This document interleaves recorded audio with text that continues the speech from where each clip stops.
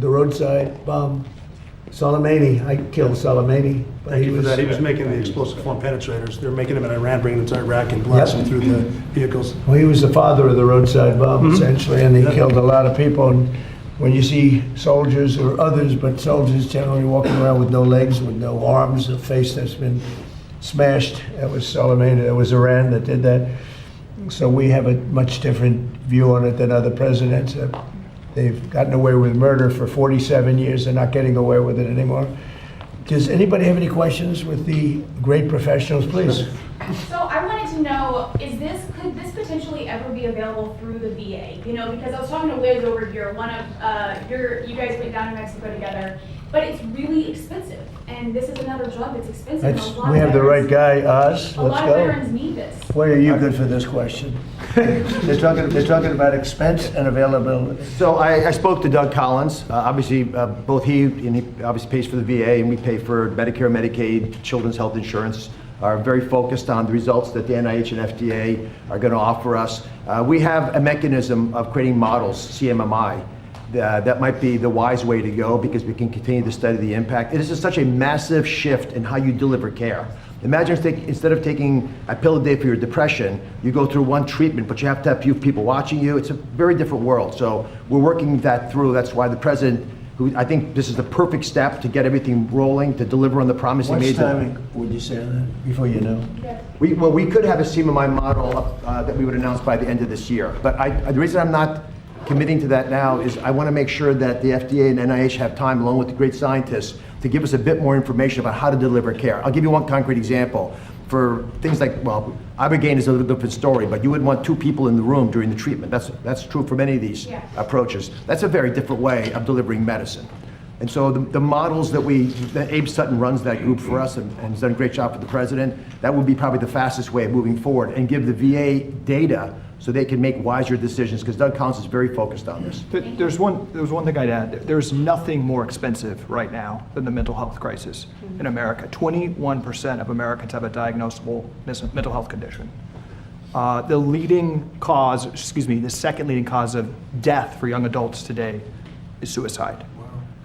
Mr. President, antidepressants right now are the most prescribed class of medications in the country. Over 20% of women are on an antidepressant. And is that good in terms of do they work? There's highly problematic research on the fact that over 20% of US women are on these drugs that are prescribed for life. We have a mental health crisis. And do they work? No. They don't. I'm on a couple of them, and I would not have. they don't. I would not have. I'm sorry to wait. I said, I figured I'd be next, but no, it is definitely an issue for women.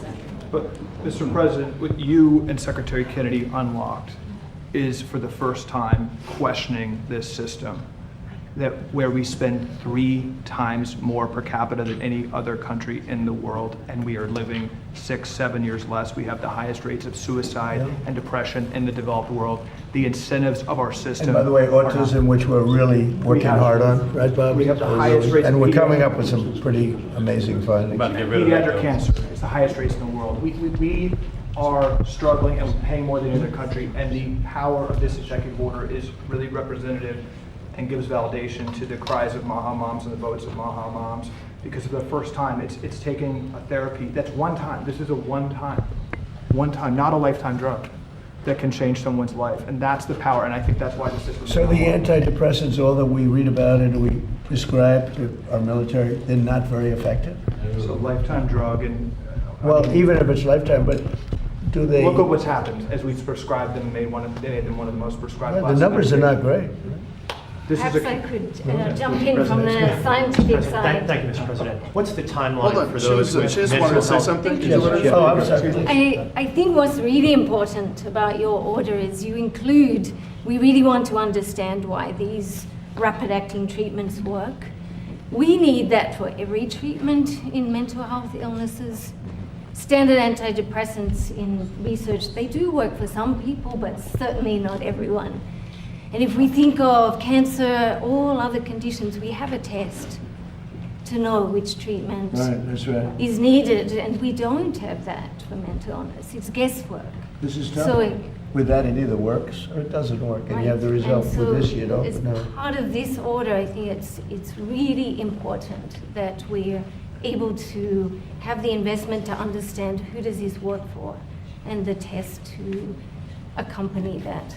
So thank you for Do making that you think this point. can be a big step above antidepressants, what we're doing? I think it can be identifying who doesn't respond to an antidepressant straight away, rather than waiting for years. And What being percentage able of people respond positively to antidepressants? How 20 much? to 30%. That's not great. No. That's not great. Well, thank you very much. Good question. Mr. President, what's the timeline for those with mental health disorders, substance abuse disorders, to readily take advantage of this treatment based upon the executive order that you're signing today? So I'd like to ask maybe Marty that question. Sure. So first of all, right now it's available on clinical trials. We have not had applications in-house at the FDA. There was one that came in under the Biden administration. It was kicked out and not accepted. We now have 3 applications that are imminent, and we'll be issuing vouchers next week. The fastest FDA approval was 42 days during the HIV epidemic. On our national priority voucher program under President Trump, we are now down to that time frame on a routine basis instead of a year. In my opinion, we need the same level of urgency we had with HIV for PTSD and depression and anxiety and our mental health disorder and cancer and heart disease and so many other conditions. So you're going to see decisions out from the FDA later this summer as soon as we get the applications. That's great. That's great. And Mr. President, I like that answer. I really like that answer, to be thank you, honest. Mr. Go President. ahead. And then in regards to the timing of the executive order, was there not enough known about this treatment a year ago, or 5 years ago, or 8 years ago to sign the executive order that you signed? So do you want to answer that question? Go ahead. I would just please. add, in 2016, the lead professor at Johns Hopkins said this was the most promising therapy that he's seen in his career, and many doctors from leading institutions said that. There's been a hold, there's been incentives against this, and it's the bravery and leadership of President Trump So that's you're getting getting this done. artificial barriers? It started, and this, to be clear, is starting a fast-track scientific process that's subject to FDA approval. But this has been known among leading institutions for many times as a very promising therapy. So could it not have been signed in your first term, or there just wasn't enough information known about it? Nobody told me about it, frankly. I mean, I got, all of a sudden, I've been getting a lot of calls. I think a lot, in all fairness, I think a lot's been learned over the last Yeah, few can I years. just say that? I mean, a lot has been learned over the past few years. I think in the first term, if I was standing behind the president, I would have been much more comfortable than I am now, thanks to the research that's been done. I mean, still a lot more to do. It's worked for so many people, and it's really a great move to do this. But the research is really important because we're going to keep improving, keep learning, and make sure that the people get the treatment they need when they are depressed.